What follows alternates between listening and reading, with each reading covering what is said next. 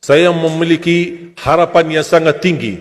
InsyaAllah Indonesia, sepanjang apapun kegelapan, sepanjang apapun kegelapan kezaliman, sepanjang apapun kehilangan keadilan, InsyaAllah akan datang satu saat terbitnya matahari adil.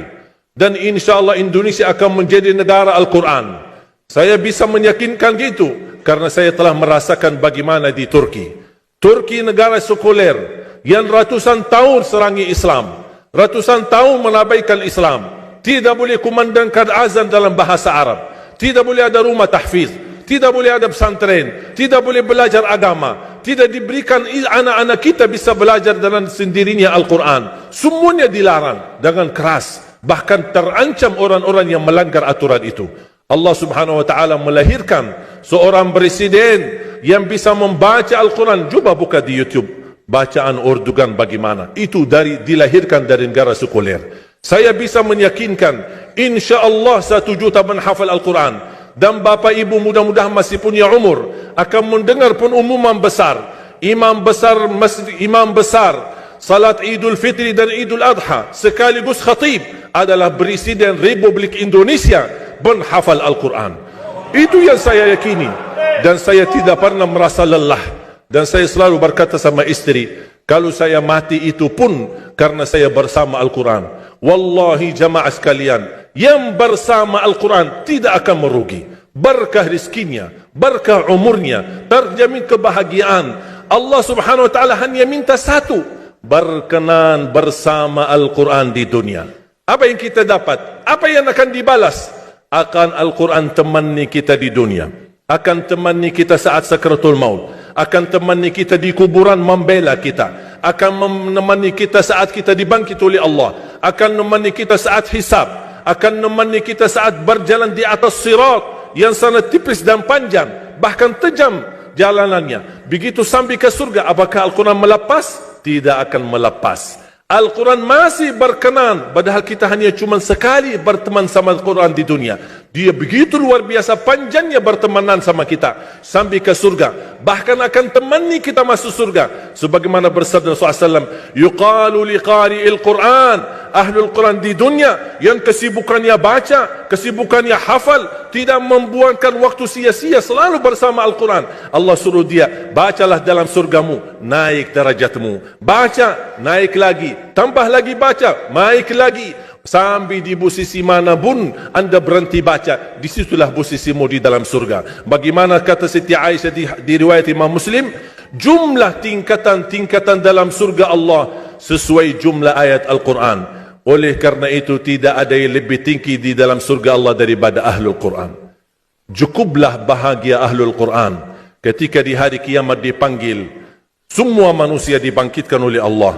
Malaikat memberikan pengumuman, mana Ahlul Quran? Berdiri, rapat, berdekatan. Mereka maju, mau bawa kami ke mana? Kalian terpilih menjadi orang yang terdekat sama Allah. Karena Ahlul Quran adalah keluarga Allah Subhanahu wa ta'ala. Bukan hanya kita sendiri yang mendapatkan anugerahnya dan manfaatnya. Semua keluarga kita, termasuk orang tua kita dan orang yang ada di sekitar kita. Makanya jemaah sekalian, kalau anda gagal penghafal Al-Quran, anakmu pun gagal penghafal Al-Quran, jangan sisahkan walaupun saham menjadi saksi baik di hadapan Allah. Ya Allah, saya belum hafal, anakku gagal penghafal Quran, tapi insya-Allah hartaku, usahaku, pikiranku, tenagaku bisa terus memperjuangkan Al-Quran. Apa saja, ya Allah, insya-Allah menjadi saksi baik. Dan nanti di hari kiamat, insya-Allah kita bersama Ahlul Quran mendapatkan syafaatnya Al-Quran di hari kiamat. Kita sangat membutuhkan ayat-ayat yang dikumandangkan ketika meninggal dunia.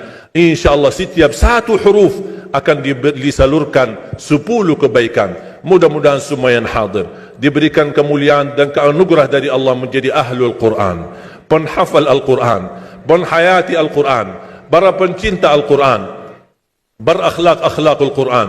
Ya Allah, aku mohon atas izinmu ya Allah, kami bersama-sama bertemu di masjid ini.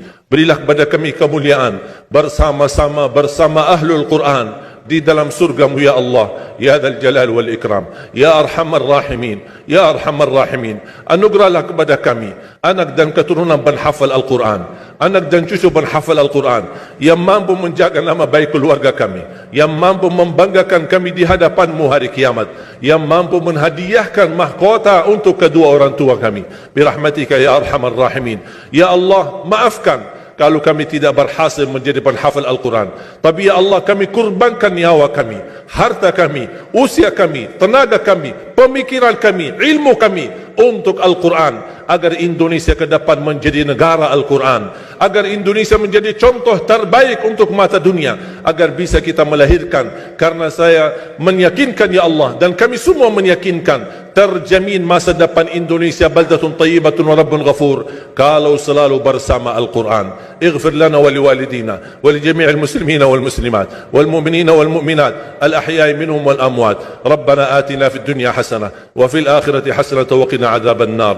وصلى الله على سيدنا ونبينا محمد وعلى آله وصحبه وبارك وسلم والحمد لله رب العالمين. سبحانك اللهم وبحمدك.